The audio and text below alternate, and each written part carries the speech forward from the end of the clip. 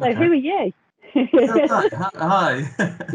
I'm Nigel Todd. I'm the MD for Trucklink EU. We're based in Leicester. What about you? My name's Rachel Williamson. I'm the Ops Director at Welcomm Communications, and we're a Leicestershire-based business, actually based in Market Harborough. So a bit of history, I guess, really. Our businesses are quite, we have been associated with our businesses for quite some years. So my history goes back to when we first got involved with communications and got all our mobile phones and everything like that, probably back in 2000, early 2000. What about you? Yeah, so our paths crossed when we had an event, if you remember. We were at Leicester Tigers, I believe, and you guys came along because you were already a long-standing customer of Welcomm, and we were presenting all the new unified hosted telephony products and services at the time, which you've actually now taken from us, and we provide you with that part of your business communications, not only mobiles, we look after your phones as well. Indeed, yeah. Yeah, well, so I guess really our business has sort of grown over the years and it is heavily based on technology. So it started with mobile phones, and I think actually the HA group have got all of their communications with yourselves as well. So it's kind of gone global, really. So it's been an exciting journey. That was actually an interesting meeting that I think Luke Stanton, one of our UC specialists, attended, where HAE had actually bought out the Trucklink business to bring into their fold, and we thought we might not be able to look after your telecoms anymore, but it actually turns out ours was better than what those guys were using, and they wanted to put it across their whole estate, which was amazing. So if we hadn't had that good relationship with you, we might not have had that opportunity. So it's really good. Yeah, and we've got a really good relationship with HAE now as well. They're lovely people to work with. Yeah, no, it's good. Yeah. So I obviously did you proud. So no, I guess really it's nice to be able to sort of do business with associated companies in the area, because we all sort of support one another in different lines of our business, and I guess this is a proven track record, isn't it? So yeah. And it makes it easy to do business as well. Definitely. Chris Anthony started Welcomm Communications. He's a big believer in working with local companies as well and supporting our suppliers and customers too. And Aidan, our MD, you probably know as well, he's a big advocate for that too. Yeah, absolutely. I always preach to my staff that our suppliers are as important as our customers. The little bit that we do in between wouldn't happen without the client, and also the suppliers that support us in various different areas, sort of thing. So it's nice. Well, if we didn't have good supplier relationships, we wouldn't be able to give the level of service that we give you. So yeah, I absolutely agree with that.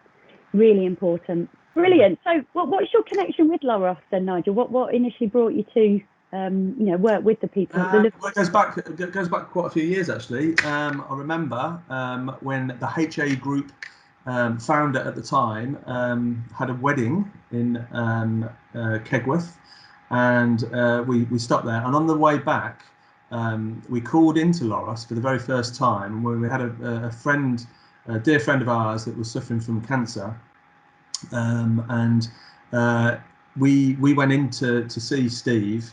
I'm trying to think when it was now, about 15 years ago. And I don't particularly like going in hospitals, because it's always like a scary feeling. There's a certain smell and all that kind of stuff. And we went in there, and it was just like a hotel, and they made us so welcome.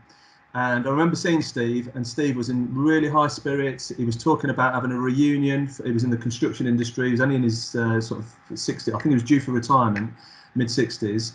And he was talking about the reunion that was going to happen in a couple of weeks' time. Within 7 days, he passed, unfortunately. So that was my first interaction with LOROS.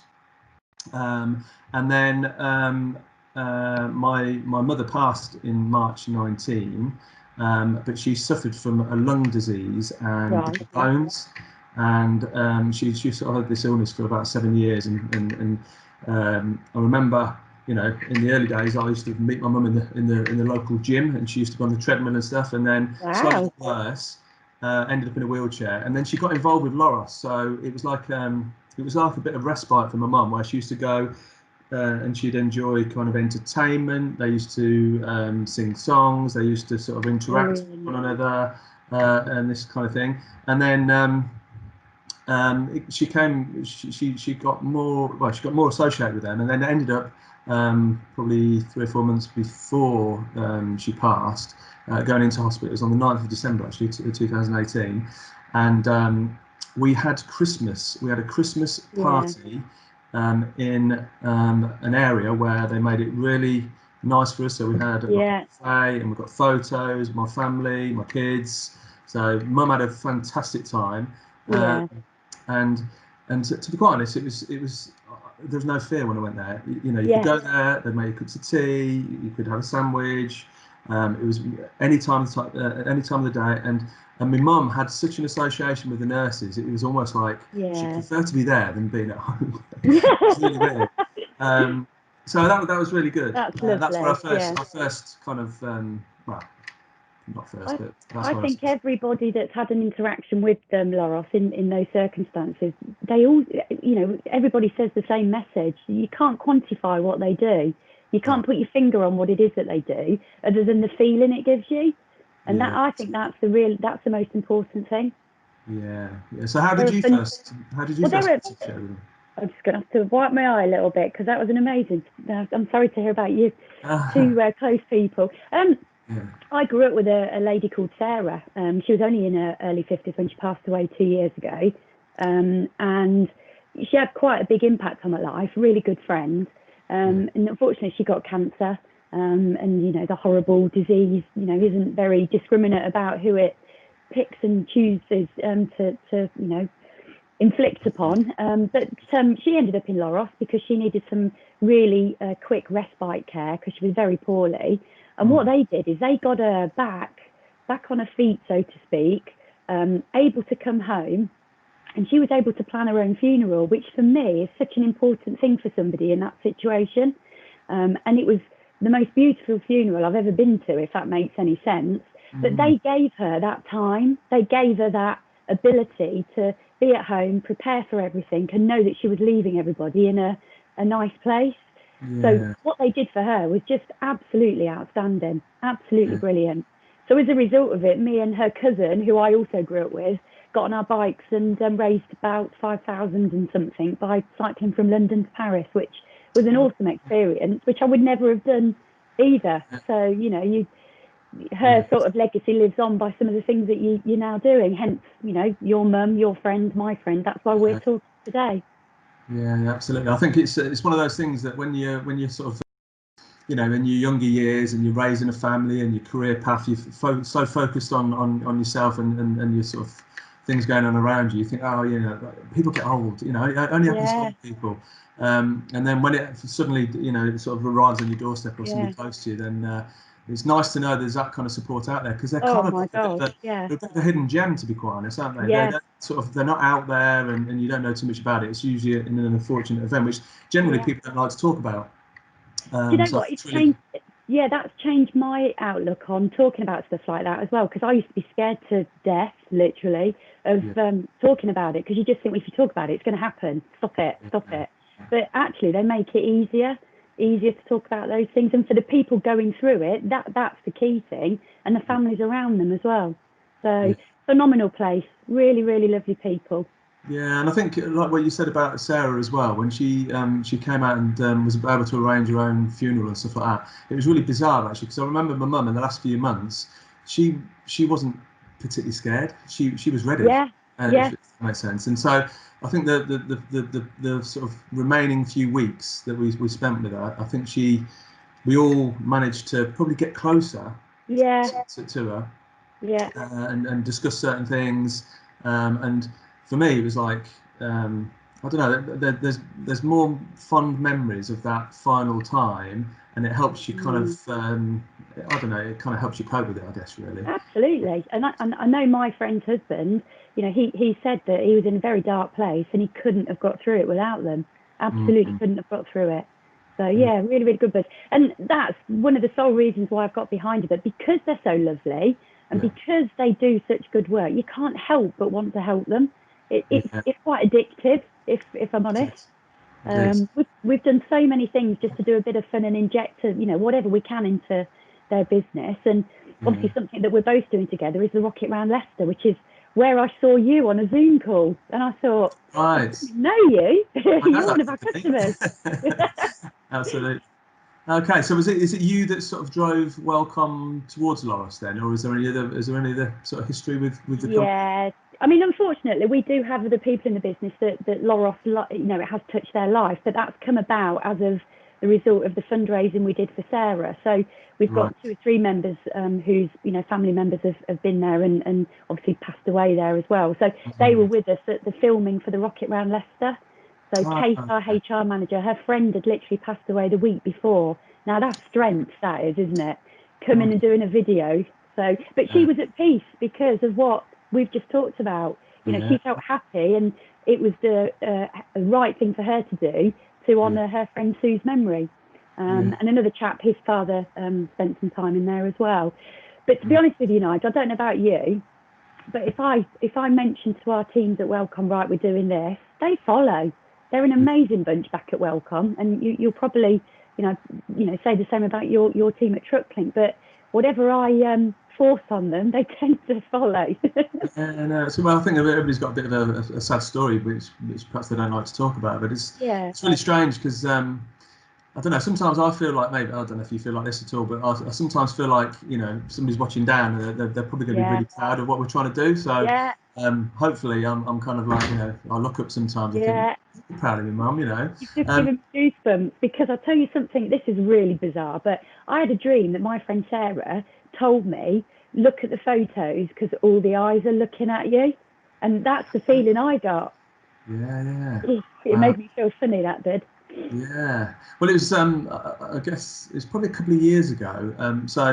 We deal with a company in Leicester. Well, obviously, lots of companies in Leicester, and the MD of this particular company says, "Oh, I don't know if you could help us, but my son is looking to move some stuff around the country.